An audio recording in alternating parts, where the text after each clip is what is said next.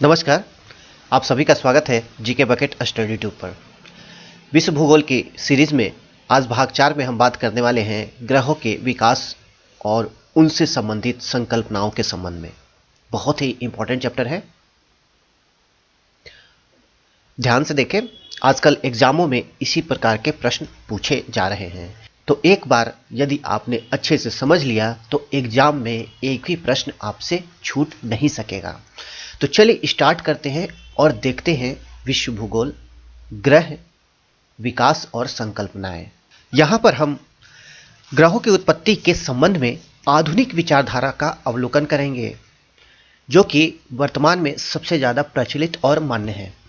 हालांकि कुछ आरंभिक विचारधाराएं भी थी, जैसे कि एक दार्शनिक थे थेल्स। इनका मानना था कि जो सृष्टि की उत्पत्ति हुई है वह जल से हुई है। एनेक्सिमेज, इनका मानना था कि सृष्टि की उत्पत्ति वायु से हुई है। हेराक्लीस, ये भी एक बहुत ही प्रसिद्ध दार्शनिक और विचारक थे। इनका मानना था कि जो सृष्टि की उत्पत्ति हुई है वह अग्नि से हुई है। तो इस प्रकार से जो आरंभिक विचारधारा थी, पौराणिक विचारधारा थी, उसके अनुसार देखा जाए तो सृष्टि की उत्पत्ति विभिन्न कारणों से हुई है। हमारे जो भारतीय विचारधारा है उसमें भी यह माना जाता है कि पृथ्वी की जो उत्पत्ति हुई है वह क्षितिज, जल, पावक, गगन, समीर, इन सभी के मिलने से हुई है। लेकिन इन सभी विचारधाराओं के बारे में हम बात नहीं करेंगे। हम बात करेंगे जो सबसे प्रचलित और मान्य है, आधुनिक विचारधारा। तो ग्रहों की उत्पत्ति के संबंध में सर्वप्रथम तार्किक परिकल्पना का प्रतिपादन किसके द्वारा किया गया? तो यह विचारधारा देने वाले हैं फ्रांसीसी वैज्ञानिक कास्ते द बफन, जिन्होंने सबसे पहले तार्किक परिकल्पना का प्रतिपादन किया कि किस प्रकार से ग्रहों की उत्पत्ति हुई। अगला प्रश्न लेते हैं। ग्रहों की उत्पत्ति में भाग लेने वाले तारों की संख्या के आधार पर ग्रहों की उत्पत्ति के संबंध में कौन सी वैज्ञानिक संकल्पना सर्वाधिक मान्य एवं प्रचलित है?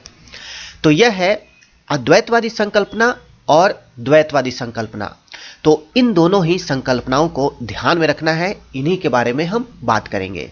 अद्वैतवादी संकल्पना को मोनास्टिक थ्योरी और द्वैतवादी संकल्पना को ड्यूलिस्टिक थ्योरी भी कहा जाता है। चलते हैं, देखते हैं तारों की संख्या के आधार पर ग्रहों की उत्पत्ति के संबंध में जो वैज्ञानिक संकल्पना दी गई है, अद्वैतवाद और द्वैतवाद, वे क्या है? तो अद्वैतवाद को आपको ध्यान रखना है। इसके अनुसार कहा गया है कि पृथ्वी और ग्रह की उत्पत्ति एक ही वस्तु यानी कि एक ही तारे से हुई है, और यह अद्वैतवादी संकल्पना है। जबकि द्वैतवादी संकल्पना यह कहता है कि पृथ्वी और ग्रहों की उत्पत्ति दो तारों अथवा दो पिंडों के सहयोग से हुई है, और यह द्वैतवादी संकल्पना की मानना है। कांट की वायव्य राशि संकल्पना और लैप्लास की निहारिका संकल्पना यह अद्वैतवादी संकल्पना के तहत आती है, जबकि चैम्बरलिन तथा मोल्टन की ग्रहाणु परिकल्पना और जेम्स जीन की ज्वारीय परिकल्पना यह द्वैतवादी संकल्पना के तहत आती है। तो इन सभी संकल्पनाओं को समझ लेते हैं। एग्जाम में क्वेश्चन पूछा जाता है, आप ध्यान से देखेंगे, एक बार देखेंगे तो सब कुछ क्लियर हो जाएगा। तो चलिए आगे देखते हैं। अगला प्रश्न अद्वैतवादी संकल्पना से संबंधित। तो अद्वैतवादी संकल्पना क्या है? तो जैसा कि हमने देखा कि इसमें कहा गया है कि पृथ्वी और उसके जैसे जो अन्य ग्रह हैं उनकी उत्पत्ति सिर्फ एक ही वस्तु से हुई है, एक ही तारा से हुई है। तो यह अद्वैतवादी संकल्पना है, और इस संकल्पना को पेरेंटल हाइपोथेसिस भी कहा जाता है। अद्वैतवादी संकल्पना में हम कांट की वायव्य राशि संकल्पना और लाप्लास की निहारिका संकल्पना के बारे में बात करेंगे। इसी क्रम में द्वैतवाद संकल्पना कहता है कि पृथ्वी एवं ग्रहों की उत्पत्ति दो तारों अथवा पिंडों के संयोग से हुई, और इस संकल्पना को बायपैटर्नल हाइपोथेसिस भी कहा जाता है। और इसमें हम चैम्बरलिन तथा मोल्टन की ग्रहाणु परिकल्पना और जेम्स जीन और जेफरीज की ज्वारीय संकल्पना को देखेंगे। तो ये आपको याद रखना है, कॉन्सेप्ट समझने के लिए यह बहुत ही इंपॉर्टेंट है, इसको ध्यान रखें। अद्वैतवादी संकल्पना में हम सबसे पहले कांट की वायव्य राशि संकल्पना यानी कि gaseous mass theory of can't को समझ लेते हैं। कांट जर्मन के दार्शनिक थे, जिन्होंने गुरुत्वाकर्षण के नियम के आधार पर अपनी संकल्पना को प्रस्तुत की। इस संकल्पना के अनुसार ब्रह्मांड में जो आरंभिक पदार्थ थे, जो मूल पदार्थ थे, वह बहुत ही छोटे छोटे कण के रूप में थे, और ये छोटे छोटे कण कठोर, शीतल और गतिहीन थे। लेकिन गुरुत्वाकर्षण के कारण इनमें गति आई और गति आने से ये सभी कण जो है आपस में एक दूसरे से टकराने लगे और टकराने के फलस्वरूप इनमें ऊष्मा और गति उत्पन्न हुई, भ्रमण की गति उत्पन्न हुई, घूर्णन गति उत्पन्न हुई और इसके फलस्वरूप ये छोटे छोटे पिंड के रूप में संगठित होने लगे और फिर कालांतर में समय बीतने के साथ ये छोटे छोटे पिंड बड़े पिंड के रूप में संगठित हो गए और अंत में इससे विशाल निहारिका यानी कि नेबुला की उत्पत्ति हुई। तो इस चित्र में आप देख सकते हैं ये जिस प्रकार के छोटे छोटे कण हैं, ये कण मूल अवस्था में थे, लेकिन गुरुत्व के कारण इनमें गति उत्पन्न हुई, आपस में ये टकराने लगे, इनमें ऊष्मा उत्पन्न हुई और इस प्रकार छोटे छोटे पिंड संगठित होकर बड़े बड़े पिंड बनाने लगे और निहारिका की उत्पत्ति हुई। तो निहारिका में घूर्णन गति के कारण ऊष्मा में कालांतर में और वृद्धि होती गई और जो अपकेंद्रीय बल है वह अभिकेंद्रीय बल से अधिक हो गया। तो इस स्थिति में जो तप्त और घूमता हुआ निहारिका था उससे गोल आकार के अनेक छल्ले निकले। तो जैसा कि चित्र में आप देख सकते हैं कि इस तप्त निहारिका से गोल और अनेक छल्ले निकले जो अंततः शीतल होकर ग्रहों में परिवर्तित हो गए और निहारिका का जो अवशिष्ट भाग था, जो शेष बचा हुआ भाग था, वह सूर्य बना। तो इस प्रकार से कांट की वाव राशि संकल्पना को हमने समझा, जिसके अनुसार पृथ्वी की उत्पत्ति अपकेंद्रीय बल यानी कि सेंट्रीफ्यूगल फोर्स द्वारा निहारिका से अलग हुए छल्लों के पदार्थ से हुई और यही प्रवृत्ति आगे जारी रही और इस प्रकार से सौरमंडल हमारा बना और सभी ग्रहों की उत्पत्ति हुई। नेक्स्ट लेते हैं लैप्लास की निहारिका संकल्पना यानी कि नेबुलर हाइपोथेसिस ऑफ लैप्लास।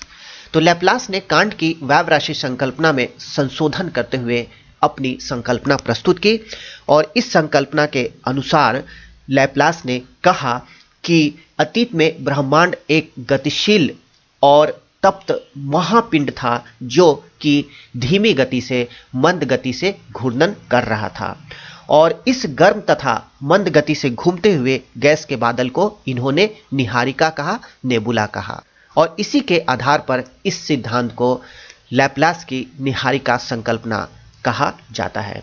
तो समय बीतने के साथ साथ निहारिका की गति के कारण इससे विकिरण तथा ऊष्मा का ह्रास होने लगा और जो इसका बाहरी भाग है वह शीतल होने लगा।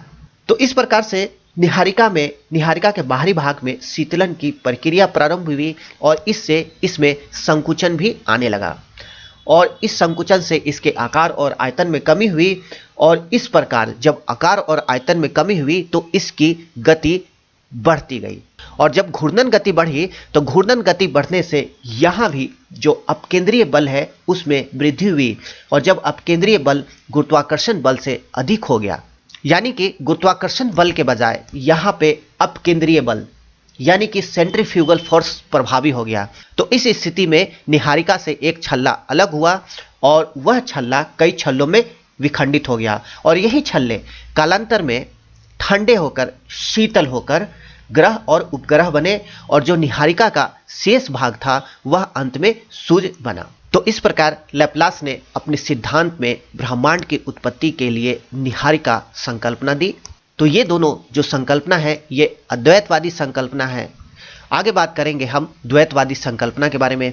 तो इस संकल्पना के अनुसार ग्रहों की उत्पत्ति दो तारों अथवा दो पिंडों के संयोग से हुई और इस संकल्पना को बाइपेरेंटल हाइपोथेसिस भी कहा जाता है। सबसे पहले बात करेंगे चैम्बरलिन तथा मोल्टन की ग्रहाणु परिकल्पना के बारे में। तो ग्रहाणु परिकल्पना क्या थी?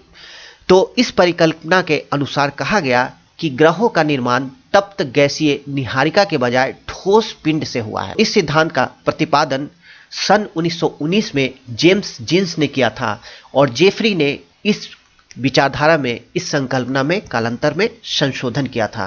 तो इस परिकल्पना के अनुसार ग्रहों का निर्माण सूर्य और तारे के संयोग से हुआ है।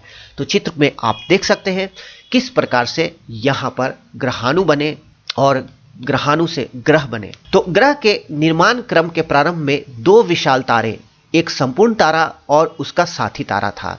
तो यहाँ पर सूर्य है और उसका साथी तारा यहाँ पर है।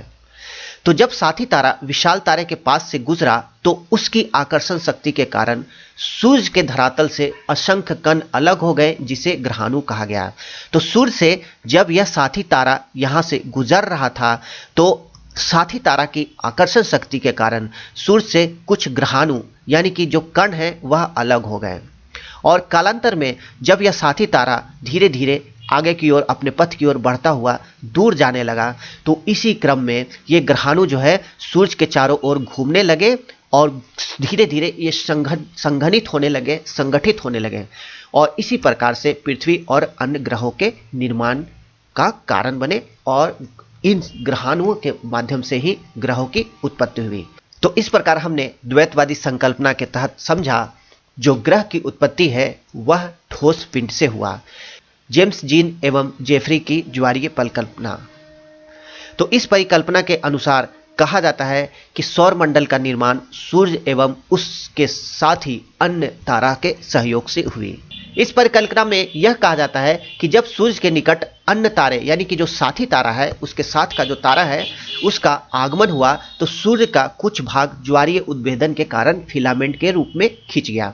तो आप देख सकते हैं कि यहाँ पर एक साथी तारा है जो यहाँ पर सूर्य के पास से गुजरा।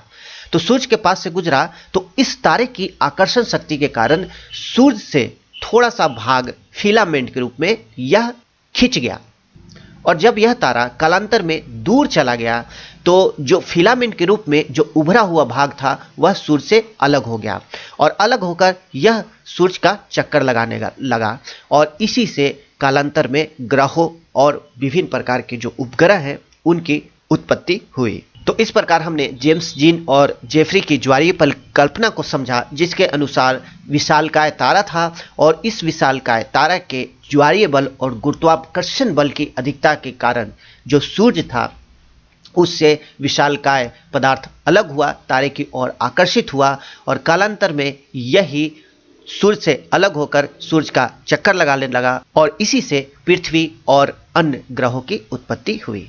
हालांकि अभी तक जो हमने सिद्धांत देखा वे सभी सिद्धांत प्रचलित हैं, मान्य हैं, लेकिन इन सभी सिद्धांतों में ब्रह्मांड की उत्पत्ति के संबंध में सबसे प्रचलित एवं मान्य सिद्धांत कौन सा है? तो वह है बिग बैंग सिद्धांत, जिसको विस्तारित ब्रह्मांड परिकल्पना भी कहा जाता है। बिग बैंग सिद्धांत का प्रतिपादन किसके द्वारा किया गया? तो यह किया गया था बेल्जियम के खगोलज्ञ एवं पादरी जॉर्ज लेमेंटर द्वारा 1927 ईस्वी में। और बिग बैंग के बारे में विस्तृत प्रश्न और व्याख्या अगर आप जानना चाहते हैं तो आप हमारी भूगोल की प्लेलिस्ट में जाकर ब्रह्मांड भाग 3 को देख सकते हैं। तो ये थी हमारी ग्रह की उत्पत्ति से संबंधित महत्वपूर्ण प्रश्न और महत्वपूर्ण संकल्पना। नेक्स्ट वीडियो के साथ बहुत ही जल्द आएंगे। इसके अलावा आपको बता दूं कि हमारी जो PDF है उसकी पेपर बैग भी आ चुकी है, आप चाहे तो ऑर्डर कर सकते हैं। ज़्यादा विवरण के लिए आप डिस्क्रिप्शन बॉक्स में देख सकते हैं या व्हाट्सएप कर सकते हैं।